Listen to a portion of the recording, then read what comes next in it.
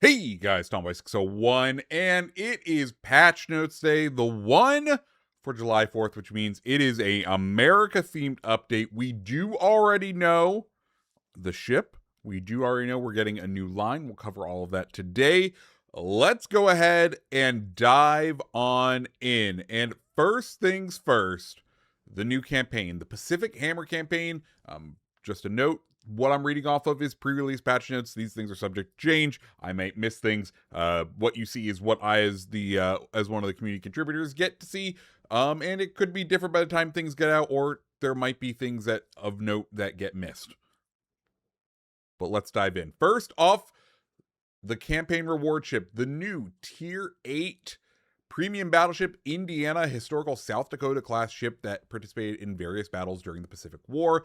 Indiana features powerful secondary guns and a strong set of consumables, repair party, sonar, and a choice between enhanced secondary targeting, observation seaplane, and catapult fighter.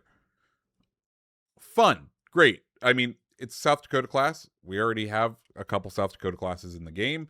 We have Alabama, we have Massachusetts. This is just another one that is joining, but this time at Tier 8. And from what I can tell, it is just more of the same of Massachusetts, just plussed up, right? It's Massachusetts with, well, some sonar, which I'm not going to complain about. I enjoy Massachusetts. I'm hoping that I will enjoy Indiana. To obtain Indiana, complete the campaign's 100 milestones within 5 weeks, with an active admiralty backing. Yada, yada, yada. And then, of course, the view of everything that we can get. Kind of what you would expect in one of these campaigns. We do see Independium is coming back, because of course it is. Great. Next up, the thing that I am very excited about. The devs did release a video. I will put it over my vision right now, of the alternate US destroyers coming to the game. And oh boy, do these things look like they are going to be fun and spicy. So the new US alternative destroyer line arrives on June 29th. The new ships are all equipped with advanced radar, which has a unique passive effect that periodically reveals enemy positions within its range on your minimap. Even if you haven't been spotted yet, the new line consists of 4 tech tree trips: Kane, Hughes, Osborne, and Christopher. You'll be able to find them in the US alt destroyer crates and the Steel Eagle random bundles, shock shock, which can also drop another new US tier 8 premium cruiser Cambridge at the top of the line. There's another new ship, the legendary tier destroyer Burroughs, which will be available in the Righteous Fury bundle, along with special skins for all of the ship line. Now, I will be honest, I am surprised. I'm not surprised at random bundles. In the video, they tease USS Johnson. I'm surprised that's not the whatchamacallit. I'm surprised that's not the mystery bundle ship, but instead we have Cambridge, which now I'm curious on what Cambridge is. Hold on. Okay, so Cambridge, from what I can tell, it looks like basically big guns or bigger guns, 305s is what we have here. Maybe, yes. 3 2-barreled 305s that are faster firing. Okay. I mean, it feels like it's just going to be a bit of a plussed up American heavy cruiser. Look forward to seeing it and reviewing it. That's all I have to say. We'll see how it performs once we get it in game. Cool. So those are the random bundles. Next thing, USA 250 new activities, themed content, and discounts. Throughout the coming update, we'll be celebrating the 250th anniversary of the US. Collect Independium through multiple activities across the update, including the campaign and the new calendar, in exchange for special skins inspired by key eras of US naval history, skins for early access destroyers, new legendary tier destroyer Burroughs, and more. To really set the mood, we're adding special decorations to New York Port, the default port for the update. Cool, and we get a little preview image. I mean, they look pretty. They look good. Great. This is the one that after watching that key video, oh boy, the preview video for the warships. So, as with always with these new lines, they introduce someone new, and they give us a commander to attempt to get. In this one, Ernest Evans, commander of USS Johnson. Oh boy, oh boy, if we go over to the video, like his skills are absolutely freaking ridiculous. Like looking at what he's coming, what he's bringing to the game. One, congratulations everyone. I think Victor Mortiff no longer is the be all end all of American destroyers. I have a feeling Ernst Evans is going to be the one you go after, because uh these skills, there's some pretty fun ways to build him. So I look forward to going over him, but he is going to be, I feel like, the default American commander for both the new line and the old line, because there's just so much useful stuff in there. Great. Awesome. Moving on, we go to 3 Eras of Freedom collection. We're getting a new collection. Great. Fleet Celebration skins. Take a break from the US theme by checking out a new parade ready look for Atlantico's ZF6, Michelangelo, Marlborough, Odin, and Graf Spey from June 29th to August 3rd. New skins will be available individually in the store and from Fleet Celebration crates, which can also drop any of these ships. Earn each skin, comes with a bonus ship parts for the Thunderer Marathon.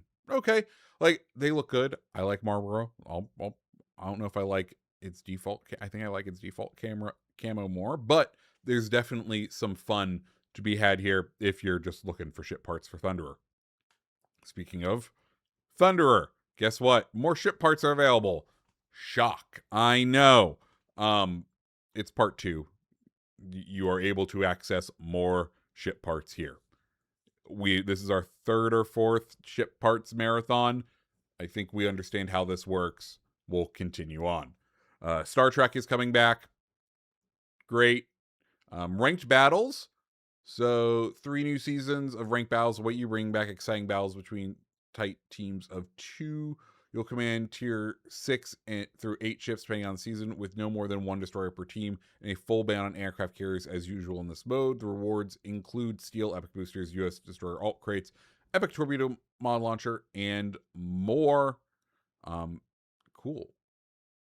I'm excited. I like the small team ones. Those are always fun to me. So we have first one, July 7th through 13th, tier 6. July 14th through 20th, tier 7. And then 21st through 27th, tier 8. Ooh, free crate right there. Go to wowslegends.com/code redeemer and type in B74XH2F5MC.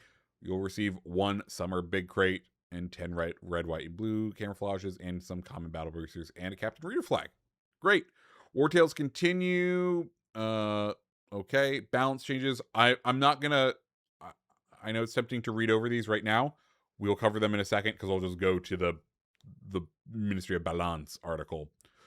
New permanent camouflage for Tech Tree ships. Nice. We've had permanent camouflages for a number of Tech Tree ships: Temeraire, Alan M. Sumner, Mogdor, Ostagotland, Vittorio Veneto, Pobeda, Scone, Francisco Caracciolo, Riju, Wesser, Tennessee, Serov, Vastaras, and Andrea Doria. All of them are based on real historical camouflage, either used by the same real-life ships or inspired by similar ships or projects if the ship was never built. Great. Let's see. All platforms, bug fixes, fix flickering of the Sabaton camouflage on that one ship. Fixed issue where you could purchase a duplicate modification on Z23. Okay. Fixed a bug where a ship could get stuck when sailing close to an island on the Shards map. Great. Console added DualSense adaptive triggers on the PS5. Very cool. That's fun. I have a PS5. I rarely play it because most of my stuff is over on Xbox, and therefore I don't want to go through the rigmarole of unlocking everything again, but might want to try that out. And then we have mobile fixes and PC fixes, which none of them are nothing that I really care about, but that is the patch notes. Now let's head over to the Ministry of Balance. The second batch of changes this summer is coming with the new update. This time we're buffing a variety of ships, including high-tier ships from the latest Pan American tech tree line, as well as adjusting a series of commander skills and base rates. You'll find the details below. Buffs. Dang. Som.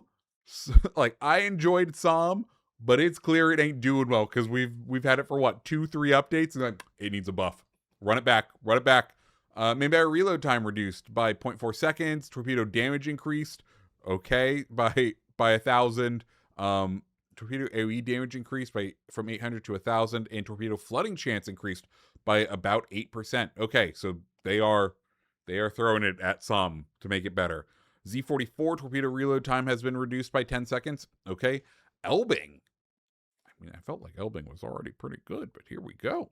We wanted to make Elbing feel more distinct from the alternative German destroyers, while also giving her a buff. To achieve this, we've improved her torpedo armament and giving her long-awaited increase to main battery range and added engine boost.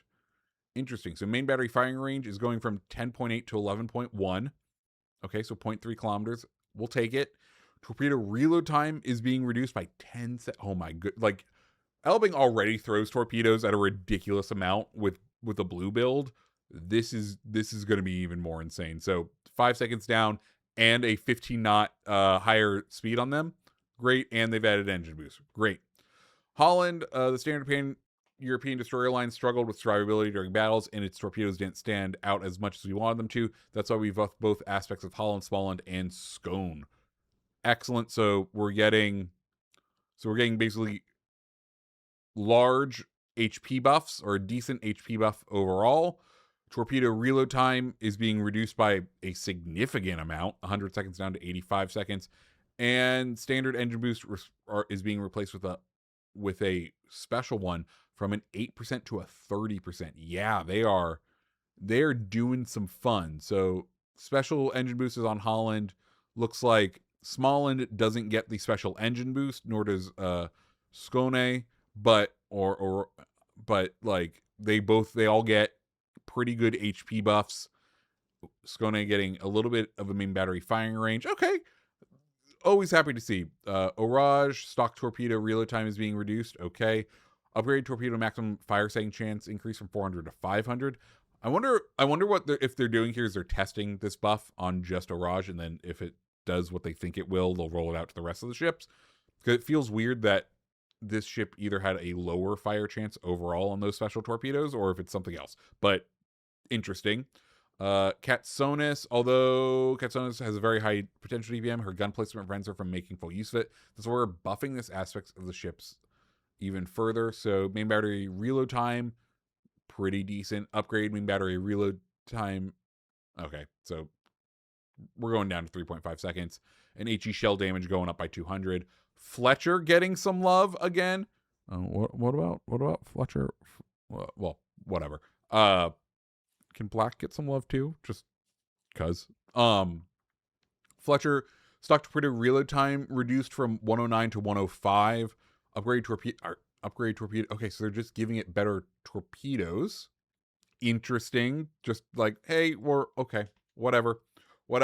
Finally, Bayard. We're making Bayard the first cruiser ever to have an unlimited main battery reload booster. Currently, this cruiser doesn't make particularly good use of the consumables, so we're making it stronger while also improving her ambush potential with better concealment.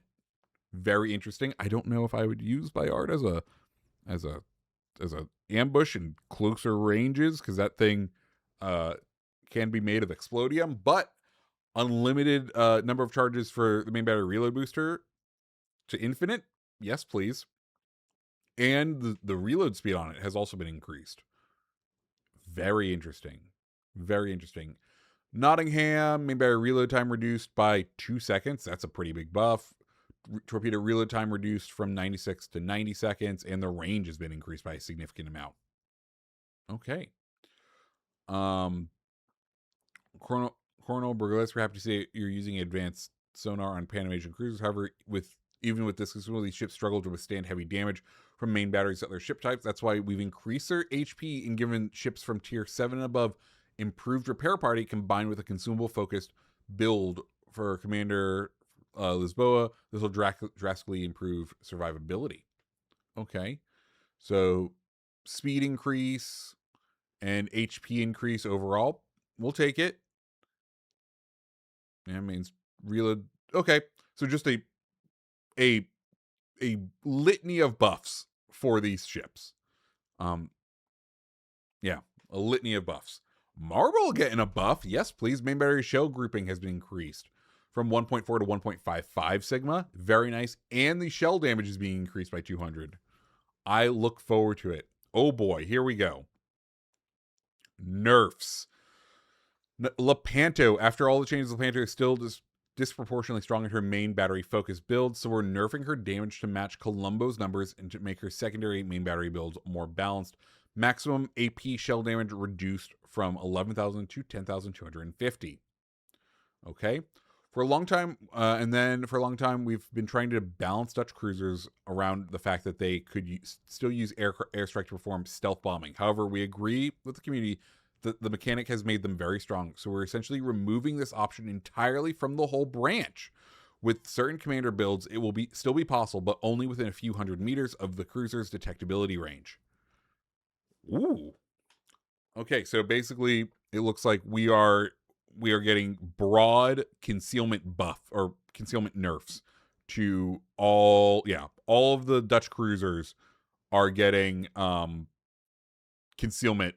Their concealment range is being extended out. So very interesting. I mean, that's probably what they needed. They've been a very strong piece of the game since they came out. On to commander base traits, buffs. Lutkin's Gimlet, cruiser main battery AP shell damage bonus has been increased to up to 8%. Dang. Fugolsi in the fog, the smokescreen deployment time bonus has been increased to up to 15%. Okay. Stig Erickson, his Thunderbolt engine boost cooldown time acceleration going up to 4% and torpedo damage up to 4%. Okay. Norman Scott, cruiser main battery shell grouping bonus going from 5 to 6%. And then commander skills, so ones that are spread across multiple ones. Buffs, loyalty to the Navy by Lutkins. Cruiser main battery shell grouping when shooting at destroyers increased from 4% to 8%. Oh boy. Squids Inc. This is a skill for Fugolsi. They've made the drawback less punishing. Smokescreen dispersion is now reduced by 20% instead of 50%. Paolo Emilio people celebrate. Sheltered Arms, Erickson and Mordef added new effects. Incoming splash damage to the main battery is reduced by 10%. Incoming splash damage to torpedoes launchers reduced by 10%. Okay. Armed and Ready. This is available on Scott, Kincaid, and Shelley Beepley.